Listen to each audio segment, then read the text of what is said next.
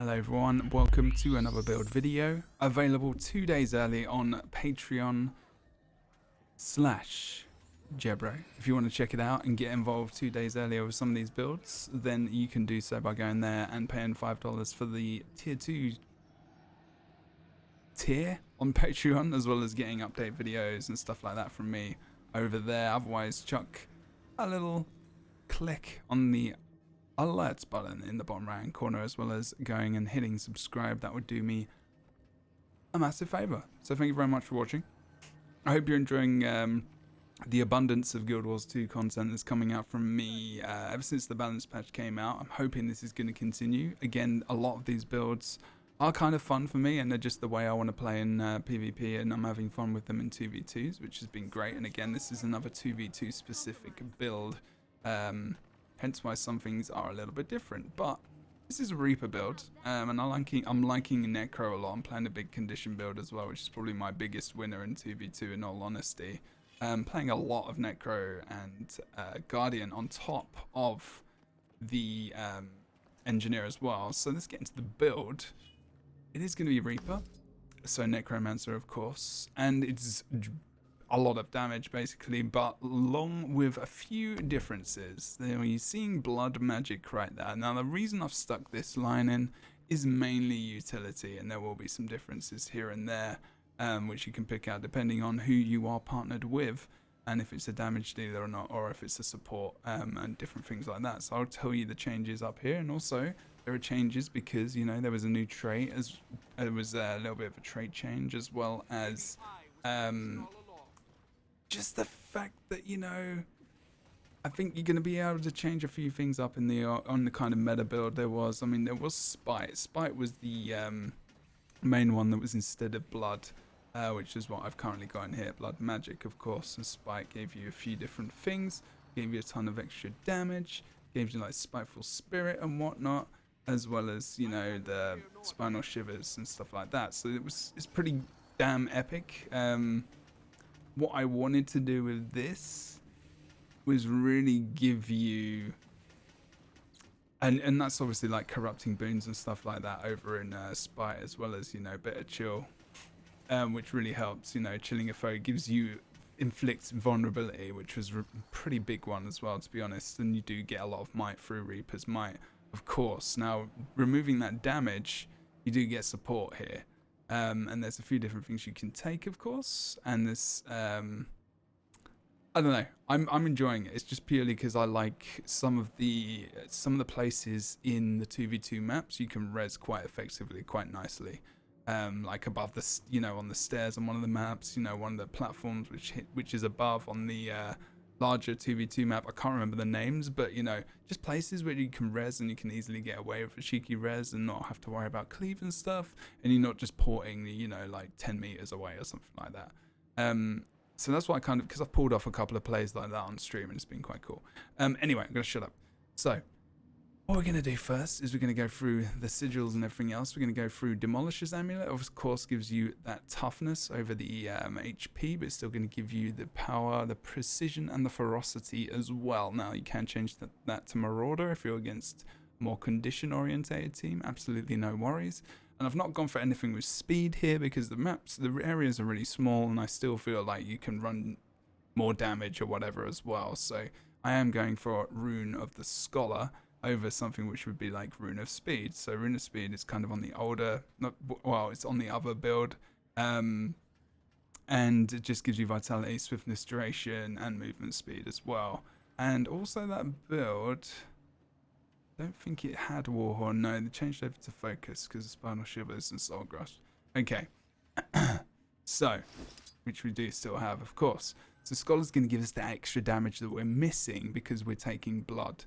And it's not going to give us all of that damage, but, you know, because again, it'll get more might stacks, but it gives us ferocity, and it gives us power as well. And you can see on that last bit, it gives you plus 125 ferocity, increased damage by 5% while your health is above 90%. Now, whether our health is going to be above 90% is another thing. So you can change this around, have a look.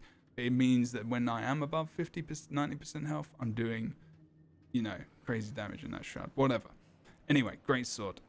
We've got Sigil of Energy, so gain 25% of your endurance. Obviously, we know what that is. Obviously, intelligence, really important to get. You know, they've removed things like agility and everything else anyway. Intelligence is going to give us a nice amount of burst. There you go. It's not bad, is it? And then we're going to get some axe action. Agility's gone, unfortunately, so we are going to be doing exposure. So when we swap while in combat, I think it's 5 stacks of vulnerability, which is, again, you know, something we weren't getting. We're not getting because of like that bit of chill. So it kind of gives us a little bit of extra vulnerability, but, you know, not as much as bit of chill from Spite. And then we've got the focus as well with the Sigil of Energy I've got in there. Now, again, that's something that can be changed for something like Revocation to remove a boon, which might be a lot better actually as well. It really depends how much you're in those different weapon sets, but it seems to help me just maintain my energy as well. So let's go over to the rest of the build. We got blood magic. So blood magic we're going to see is lesser mark of blood. So lesser mark of blood when you dodge. Now here is really up to you. Lesser signet of vampirism. So let's have a look at that. Cast lesser signet of vampirism on your foe when you inflict bleeding on them that matches or exceeds the threshold. Now we can really choose between this, or I would say lesser well of blood. Now lesser well of blood I've been going for more often than not. To be fair, we can't go for that because it's involving the dagger. Above the health threshold, sorry, dagger skills. Yeah, obviously I didn't want to use it just because of the extra speed above the health threshold. And dagger recharge, I just didn't want to go for that. Didn't want to go for it at all. Lesser well of blood, I would say probably is the best option, but I've been going for lesser signet of vampirism. To be fair, you mark a foe, allied players will siphon life from that enemy. It just helps a bit, to be fair. The range is so massive, and I'm just like, extra damage is good, but you know, this is just too good as a res utility. But if your partner is never going down, I would switch it. Because again, during the different times in different games, depending who you're with, change your traits around, change things up, because you will definitely benefit from it. Vampiric siphon health whenever you hit a foe. Minions siphon health. Obviously we've not got any minions, so let's go over to Vampiric Presence. You and your nearby allies siphon health with attacks. This effect increases while in Shroud, of course. Pretty self-explanatory. Warhorn skills, we don't have one. Heal and partially revive allies in an area when you exit Shroud. Again, a little bit more supportive possible. If you're both damage dealers, again, and you want that, that might be quite useful. Last rites, as long as you are not downed, allies near you do not bleed out. If they are downed, gain healing power based on your current health. There you go. And then transfusion, this is the big one really. This is just helping our overall survivability, and it helps, like, this is res utility as well. So Shroud 4 skill heals and partially revives nearby allies. Up to 5 nearby downed allies are teleported to you upon using skill Shroud 4. Again, really supportive, really helpful. I'm actually kind of enjoying just pulling people and resing them. Obviously I don't want that to happen. I want to win and just outright win, but you know, again, maybe I would switch this to Spy depending on who I'm with, but I've actually had a lot of success with this build, just rolling with blood over Spy as well. So Soul Reaping, a little bit different. In Soul Reaping, we see we used to be going with Speed of Shadows, and I changed this between Speed of Shadows and also Shroud Skill 1 inflicts vulnerability, because we are missing that bit of chill as well, the vulnerability stacking, and Shroud does give us swiftness. Okay, we don't need as much swiftness, of course, but that removal of the movement impairing conditions is pretty damn nice, actually, to be fair. So it really depends again against what you're against. Have a look, see what it's about, see if that's going to be something you want to do, because obviously removing chilled is going to be really, really good as well. Sinister Shroud skills gain reduced recharge. Pretty much like Soul Reaping is so important to this, so important to most Shroud. Obviously, Soul Barbs, entering or exiting Shroud increases your damage. This is pretty much a staple with the older Reaper build, or the Reaper build you might play in 5v5. Don't really want to go for that. And fear, we haven't got staff, we haven't got really much fear on us anyway, so that's another reason why we're not going for that. Soul battery, maximum life force is increased, gives us more shroud, more Reaper shroud. Eternal life was changed. I need to look up the old one, but gain life force every interval up to the threshold when not in shroud. Gain protection when you enter shroud. Really, really nice, especially the defensive protection there as well. Life force generation is great. They nerfed, I think they nerfed this a little bit the other day, as well as one of the signets, but overall, pretty nice. Reaper, let's go into here. We got, obviously, Reaper Shroud. I love you. I love the animation on this. Reaper is one of my favorite classes. It's just cool to look at and animation-wise. So Chilling Nova, critical hits against chilled foes, cause an explosion that chills adjacent foes. Don't forget, chill is great. Gives that 2.5 seconds and minus 66% skill recharge rate and movement speed. Then we've got Shivers of Dread. Whenever you inflict fear, you also chill. I mean, you know, you can get a cheeky fear off, obviously, on Terrify on the second activate of infusing terror, of course. But, you know, other than that, we're not doing a lot of that. It really depends if you bring the fear ring out, to be honest, which I do sometimes do. It just depends who I'm versus. If we're going up against a team that has a lot of boon regenerating, or even just things like, you know, Lich form and anything that grabs stability, I like to get rid of that stability if I possibly can, turn it into a fear. It's always quite nice. So striking a chilled foe grants might and life force. Now this is where it's really good with Spite, and again, this is your decision, but it's up to you, really. It's still got Chilling Nova, critical hits, causing explosion, chill adjacent foes, and then we've still got, you know, if we hit both targets, we can still get some of that might. Really, my might is quite high and my damage is quite high anyway. So again, you can judge that, especially if I put the gameplay out. You can have a look at my might stacks and see how well I'm doing with that. Cold Shoulder, chill lasts longer and chilled foes take more damage. And then we've got Reaper's Onslaught, which is one of my favorites. So gain ferocity and quickness while in Reaper's Shroud. Hitting with Life Reap reduces the recharge time of Shroud skills. Again, it's very self-explanatory. So what are the really useful abilities on this build as well? Don't forget, you know, where is it? We do have Chill to the Bone, really, really good CC. I love it. You gotta love it. Also, don't forget, it does give you stability as well.